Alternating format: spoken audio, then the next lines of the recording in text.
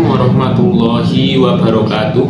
Pada video ini kita akan membaca sebuah teks bahasa Arab yang berjudul Yaumu fil Madrasah dan sekaligus menganalisis unsur-unsur nahwu di dalamnya, seperti jumlah ismiyah, jumlah fi'liyah, kata jamak, kata nasab, huruf jazm, huruf atof, zarof, asma al-khomsah, adat ma'dud, dan isim tafdil.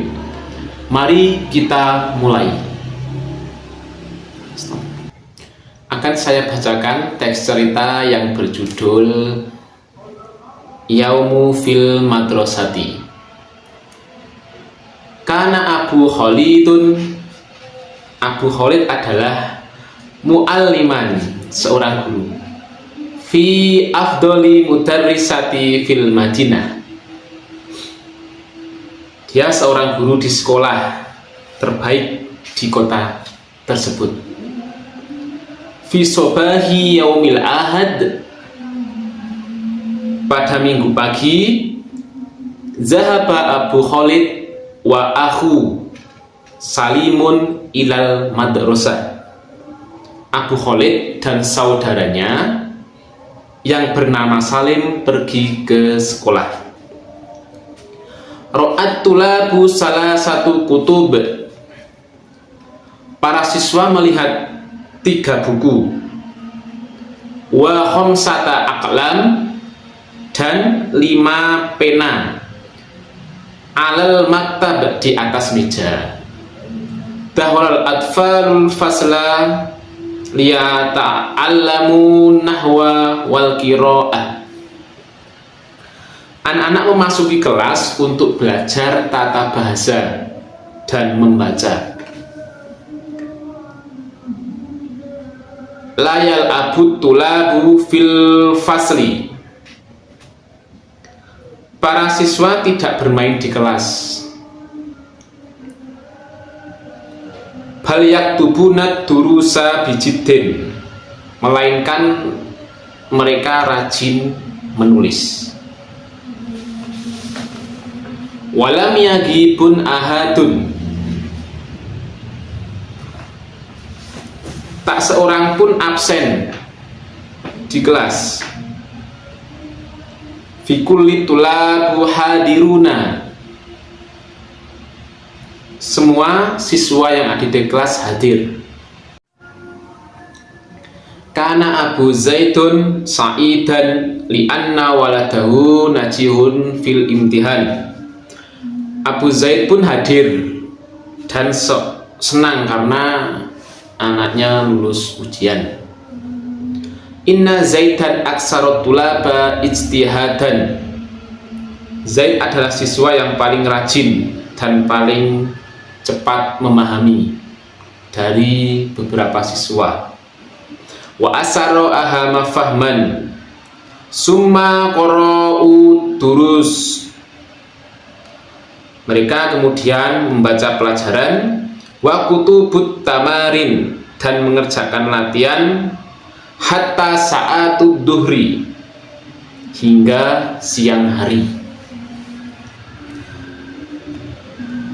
Ba'da dzalik, setelah itu, kharajat tulabu minal fasli, para siswa meninggalkan kelas. Wa dhahabu ilal bait, dan pulang ke rumah masing-masing.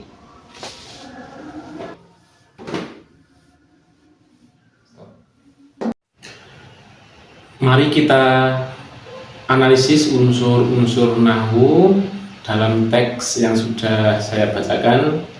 Untuk yang pertama, dimulai dari jumlah ismiyah.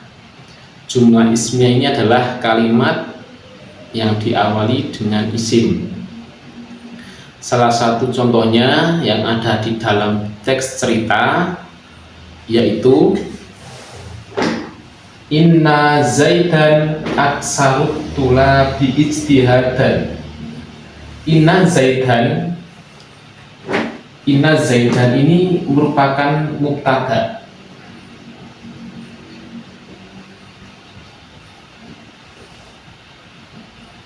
Aksarut tulabi ijtihadan ini merupakan hubal. Jadi keadaan dari mubtada. Sesungguhnya Zaidan ini adalah murid yang paling rajin.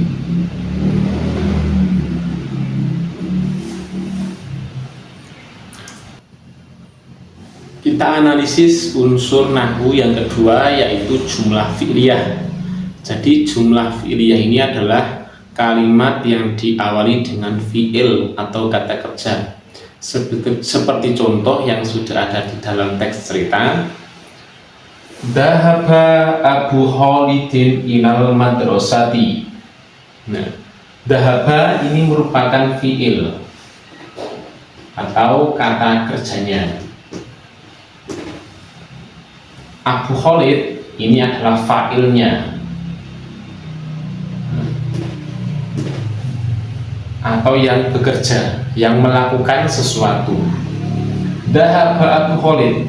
Abu Khalid pergi ilal madrasah, ke sekolahan. Unsur nahwu yang ketiga yaitu kata jamak. Kata jamak ini adalah kata yang menunjukkan lebih dari dua, Ini yang bisa diambil dalam contoh teks ini. Yang pertama ada at-tulabu, al-atfalu, at-tamarina, dan ad-durus. At-tulabu ini artinya para siswa. Berarti siswa yang lebih dari dua, bisa 3, bisa 4, dan seterusnya. Al-atfalu itu artinya anak-anak.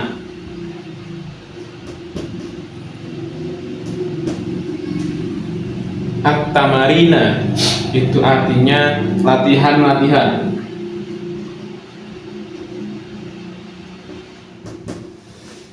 Ad-durusu itu artinya pelajaran-pelajaran.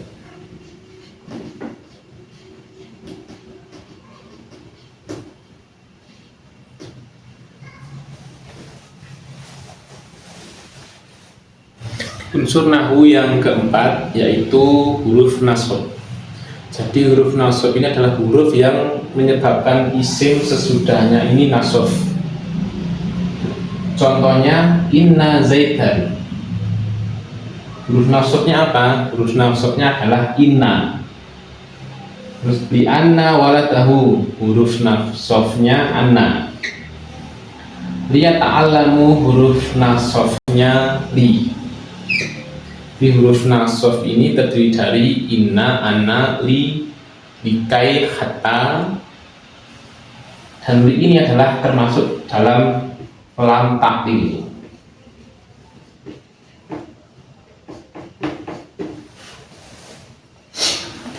Kita lanjutkan untuk yang kelima, yaitu huruf jazm. Jadi huruf jazm ini adalah mengubah huruf sesudahnya menjadi jazm. Artinya harokatnya jazm, seperti yang ada dalam contoh walam yahid ahadun. Lam ini adalah huruf jazm, dan yahid yang dijazmkan.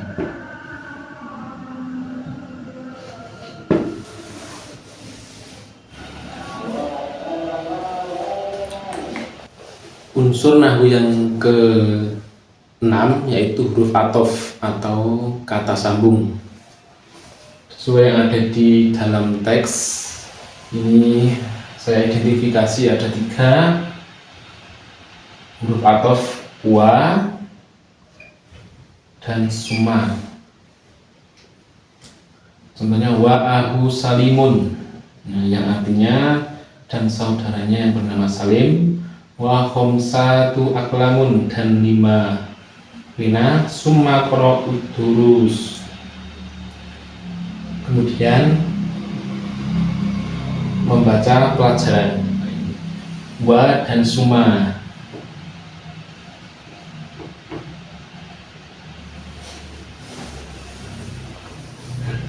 Yang ke-7 adalah zarf. Zarf ini keterangan waktu atau tempat dari suatu kalimat. Jadi zarf ini dibagi menjadi dua, yaitu zarf zaman dan zarf makan. Contoh zarf zaman atau keterangan waktu: fi sobaha yaumil ahad, di waktu subuh atau di pagi hari. Hatta saat adhuri, di waktu duhur. Hatta saat adhuri, sampai duhur. Semakan keterangan tempat. Contohnya dalam madrasati, ke sekolah, fil fasli, di dalam kelas. Selanjutnya yang ke-8 ada asma al-khomsah. Asma al-khomsah ini adalah 5 isim khusus yang digunakan dalam bahasa Arab yang memiliki cara i'rab yang berbeda. Ada 5 isim khusus yang digunakan di dalam bahasa Arab. Satu contohnya abun, hamun, ahun, fu, dan zu. Yang saya identifikasi di dalam teks cerita tersebut adalah ada kalimat Abu Khalidun. Abu ini termasuk asma al-khomsah.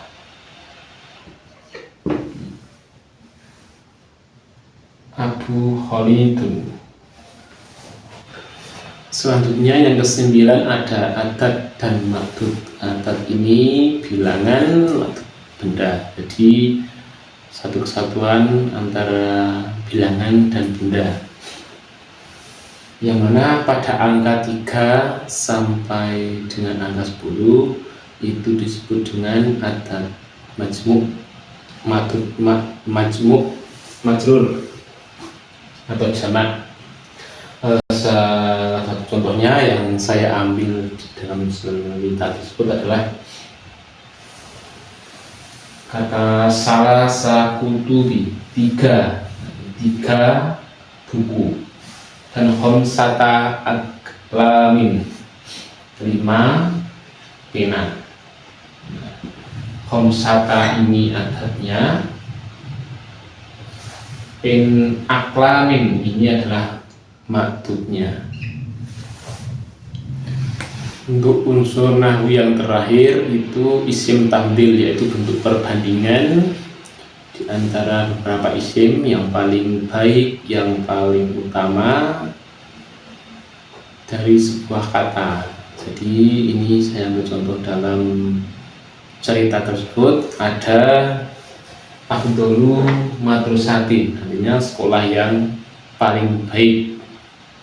Aksarut tulab ijtihadan, itu beberapa siswa yang paling rajin. Kalau di dalam bahasa Indonesia itu menggunakan imbuhan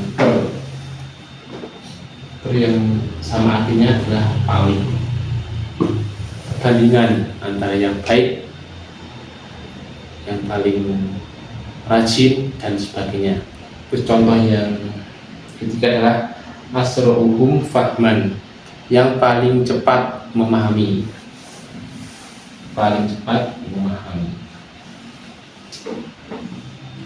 Asron aksaru afdoli. Nah, ini penegasan terhadap isim tabdil. Dari bacaan nahwu ini kita mempelajari unsur-unsur yang penting, mulai dari struktur kalimat hingga bentuk perbandingan.